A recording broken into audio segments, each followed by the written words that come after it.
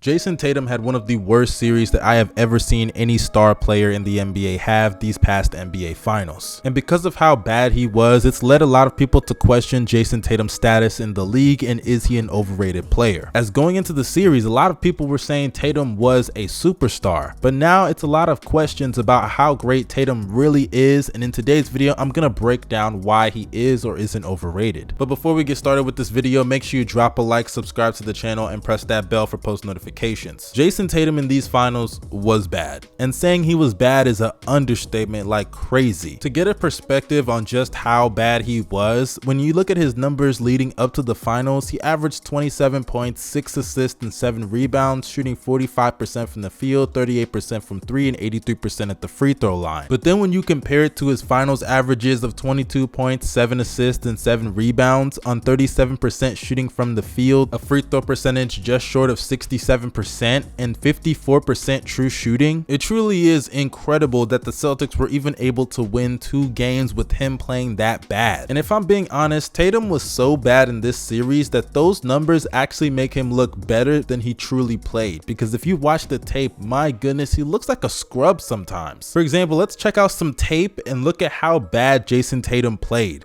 Okay, so first play I want to show you have Andrew Wiggins have a pass just bounce right off Otto Porter. Otto Porter, what are you doing? Catch the damn ball. My goodness. Tatum here, he gets the Euro, and the Euro actually works very well for him. I mean, even though this is not like the easiest shot in the world, for Jayson Tatum, this is a makeable layup. I mean, you have the advantage right here. You got the step on Draymond to get an easy layup. Honestly, if I'm being real, this is an easy layup, and it's makeable for a guy of Jayson Tatum's status, but instead, he just doesn't even come close. Like, the ball doesn't even hit the freaking backboard that much. I mean, it's just a horrible shot for Jayson Tatum, and he needed to be better, but instead he smokes an open shot, which would have led to a transition bucket for them earlier on in this game. Now, some people may not like this play, but I decided to point it out because this is really just a lack of IQ, if I'm being quite honest with you. Maybe it is some of the youth that some people talk about with Tatum, but as you can see, Jaylen Brown, he throws a bad pass, it gets tipped by Wiggins, Steph gets the steal. And though I understand what Tatum's trying to do here, this is a dumb foul. Like, why would you foul him in this scenario, especially when it's the first quarter, you guys have a lead.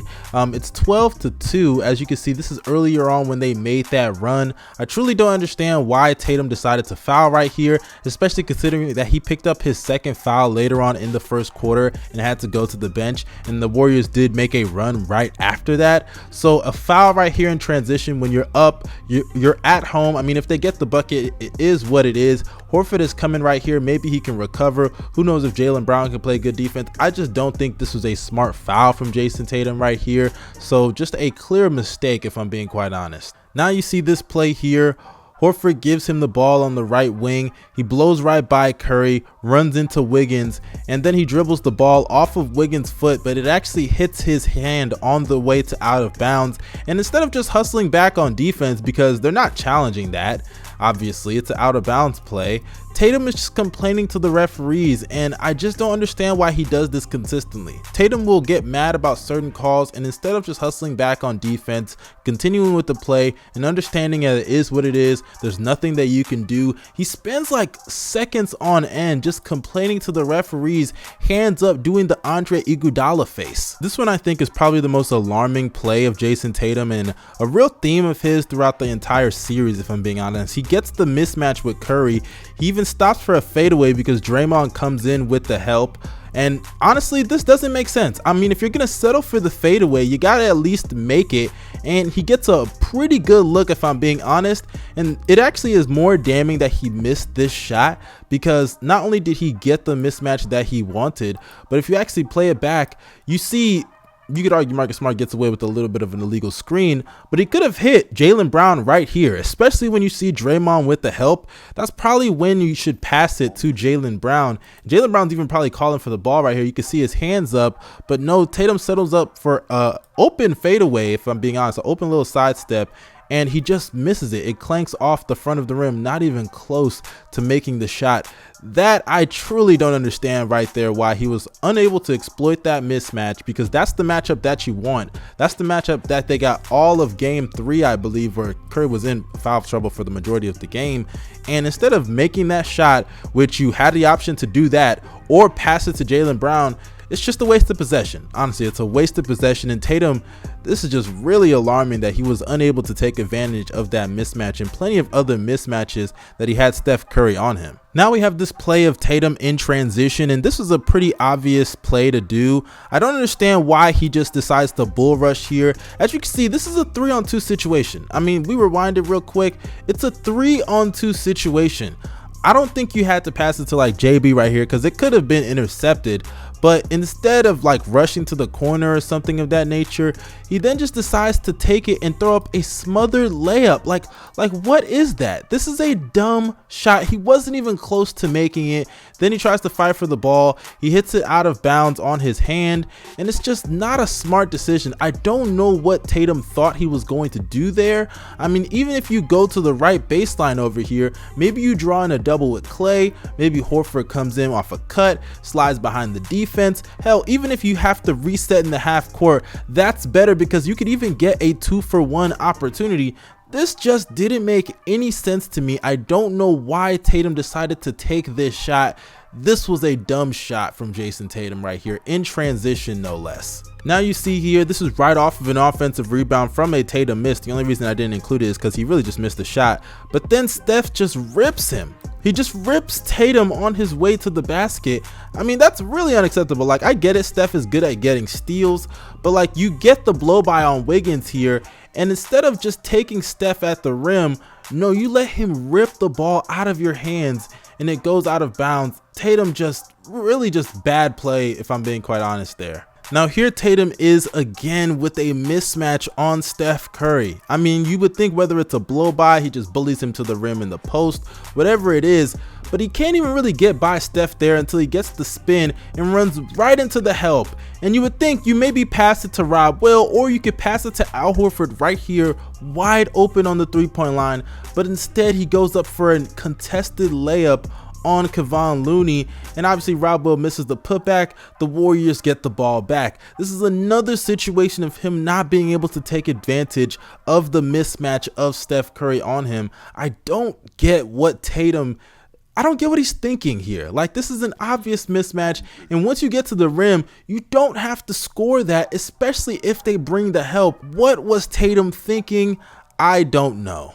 And this is a common theme for Tatum throughout this whole series. There are so many times where he has the mismatch, whether it's Curry, Poole, whoever it is, and he's just unable to take advantage of it. And I get it, a lot of this is great defense from the Warriors, but at a certain point in time, you just have to face the facts that maybe Tatum is just not that guy to be able to score against a defense like this. And honestly, I don't know what to say, because if Tatum is that superstar that people say, then stuff like this shouldn't be happening consistently. Can you imagine Giannis, LeBron, or Luka not being able to exploit a mismatch with Steph Curry on them or Jordan Poole on them? Even if they bring the help, you can't double LeBron or Luka. So as you can see, Tatum was truly very bad. Like, honestly, he just played poorly, and I don't understand why a lot of people are giving him this excuse with age. Don't get me wrong, I get it, he is young, and there are growing pains in the NBA. There have been all-time greats like LeBron James, Kobe Bryant that have had their struggles earlier on in the finals. But to dismiss some of these plays as him being young, I think is way too much of a pass. I mean, Devin Booker underperformed in that game 6 last year and underperformed in those last 2 games against the Mavericks, but I don't hear anything about him being too young in that situation. At the end of the day, if you have an opportunity to win and you've been there, like Jayson Tatum has been to multiple playoff deep runs, even if he hasn't gone to the finals, it's not like a big stage is new to him, then there truly is no explanation for you playing this poorly. I mean, even if the Celtics won this series, he was not going to be the finals MVP. It probably would have been Jaylen Brown. As in this series, it truly truly exposed a lot of his flaws. Tatum struggles to take advantage of certain mismatches that he should obviously be able to exploit. There were times that he had Steph Curry on him or Kevon Looney, and he was just unable to exploit that matchup. And say what you want about Kevon Looney being able to move his feet better on the perimeter than other bigs, but not being able to get past Steph Curry or at least exploiting that mismatch when they send the help towards you is truly inexplicable, and Tatum needs to be better. And I even said this on Twitter, big props to Andrew Wiggins. He played amazing defense on Jayson Tatum. But two things can be true. Wiggins can play great defense and Tatum can literally play like a dunce, because that's what he did. There were so many possessions where he just tried to blow by Wiggins instead of actually trying to create offense. But because Wiggins is long, pause, and has lateral quickness to be able to keep up and move his feet on the perimeter, that shit wasn't going anywhere. And even in those situations where he was able to get by Wiggins, sometimes he would lose the handle or be met at the rim with Draymond or Kevon Looney, resulting in a missed layup. Tatum was excellent from behind the arc, but inside the three-point line, he was horrendous even at the free throw line, shooting below 67%. To put into perspective just how bad he was inside the three-point line, let's look at some of these numbers. In the restricted area, he shot 53%. In the non-restricted area in the paint, he shot 25%. In the mid-range area, he shot 26%. And when you get into the type of shots that he was taking, it only gets worse. He shot 17% on all of his fadeaway jumpers, and on all jump shots in general, he shot 34%. And even on layups, Jayson Tatum shot 40% from the field. It truly is incredible how inefficient he was outside of his three-point shooting. And credit to him, he shot very well from three, but that's always been my issue with Jayson Tatum. Whenever certain things just aren't clicking, he likes to stick to one specific thing. And in this series, it was the three-point shooting. In the past, sometimes I thought he relied on the mid-range too much, as he would take mid-range jumpers that were truly unnecessary and didn't really have that balance between getting to the free throw line, the three-point shot, and the mid-range jumper like all great scorers can do. But in this playoff run, especially in these finals, he has heavily relied on the three-point shot, and though he is a great three-point shooter, when you're over relying on that to the point that you can't do anything else outside of that as a shot creator, how do you expect your team to be able to win those games? Because the Celtics being able to win 2 of these games with him playing that poorly inside the three-point line was a miracle. Now I say all of that to bring us back to the main topic of this video: is Jayson Tatum overrated? Now personally speaking, I don't believe he is, especially right now with a lot of people trashing him about this NBA Finals. But I can understand people that think he is overrated, especially coming into this series, as people were calling him a superstar. Because as good as Tatum has been in the past, he never really cemented himself as a top 10 guy until this season. He's never been viewed as an MVP caliber player, nor has he finished top 3 in MVP voting, and he just made his first team All-NBA this past year. So when people were throwing the superstar label at him, I thought it was a bit too premature, especially considering the teams that he beat on the way to the finals and how he performed with a lot of stinkers in between. I can understand why people see that, then see what he did in the finals, then come to the conclusion that he's an overrated player. I mean, even in the media, like I said earlier, though some people are crushing him, there are some people defending him, giving him a pass because of his age. But yet when Giannis lost to the Raptors in 2019, all I heard was slander. I didn't hear anything about him being 24 years old. Or hell, even James Harden. Some people still bring up his finals underperformance to this day, and he was 22 years old coming off the bench as the 6th man. If you're gonna put Jayson Tatum in this superstar class, then you need to give him superstar criticism and not look for a way out to exclude him from blame all the time. Yes, I understand that young players are gonna go through growing pains. That's how sports in general works, not just basketball. But if you're going to sit there and obsess over Jayson Tatum when he's playing great and give him these high expectations and standards, then hold him to those standards instead of looking for excuses when he underperforms, especially if you're still going to give him the superstar label going forward. I mean, I've heard people compare this to the 2007 series that LeBron James had against the San Antonio Spurs, and I for one think that is just stupid. Not only did LeBron James not have the supporting cast that Jayson Tatum had in these finals with the defensive player of the year Marcus Smart and an all-star caliber player in Jaylen Brown, but unlike Tatum, LeBron had to face the best defense in the NBA in the San Antonio Spurs. It truly is an apples to orange comparison, and I say all of that to come to this conclusion: Jayson Tatum is a great player, and I am not trying to take anything away from him. He's one of the 10 to 15 best players in the NBA and had a great playoff run as a whole outside of the NBA Finals. But you cannot raise Jayson Tatum Tatum to a certain level and then try to dodge the criticism whenever he underperforms. We don't do that for Giannis, we don't do that for Jokic, we don't do that for Embiid, we don't do that for LeBron, we don't do that for Steph, hell, we don't even do that for Luka. So if you're going to raise him to that standard of caliber of player, then you need to hold him to that kind of criticism whenever he underperforms like this. Hell, some of the guys that I named earlier, like Luka Doncic, they can have a great series against the Clippers, but because in the fourth quarters he gets gassed and plays bad, that's why we criticize him, which is fair. You can do that, but you need to hold Tatum to that standard as well. And on the other side of things, I don't believe you can just call Jayson Tatum overrated because he had a bad final series, though it was very bad, and I'm not gonna take that away. I just broke down how bad it was earlier on in this video. There are still more than enough people giving him the proper slander that he is owed playing bad in this series, and obviously I myself am one of those people. And when you look around the NBA community, nobody is saying he's better than Steph, nobody's saying he's better than Giannis, nobody's saying he's better than LeBron, and though there were a few clowns saying he was better than Luka, I think that crowd has been surely shut the fuck up after this finals. Most people in the NBA community know that Tatum is in that Paul George, Jimmy Butler range as far as the best players in the NBA are concerned. He's a top 10 to 15 player in the NBA and nothing more or nothing less. It's just that simple. The bottom line is you're always going to have people overrate guys, especially when they have a quote-unquote bag with the tween hezzy pull-up splash. I mean, you can blame guys like Ball Don't Stop who thought Zach LaVine was better than Giannis because he had those things in his arsenal. But I think for the most part, most NBA fans look at Tatum in the exact spot that he should be among the great players in this league. But you guys let me know your opinions down below in the comment section. I would love to know what you guys think about Jayson Tatum in the NBA. Do you believe he's overrated, or hell, do you believe he's underrated? Let me know in the comment section. Also, make sure you check out Hoop Concessions later today. We are doing a stream. We're talking about Kevin Durant's legacy, Kyrie Irving's net situation, our mock draft, so many things to talk about. So make sure you go and subscribe to the podcast. We are growing by the day. This is your boy Young Mustard signing out. You guys stay safe and have a blessed day. I'm out. Peace.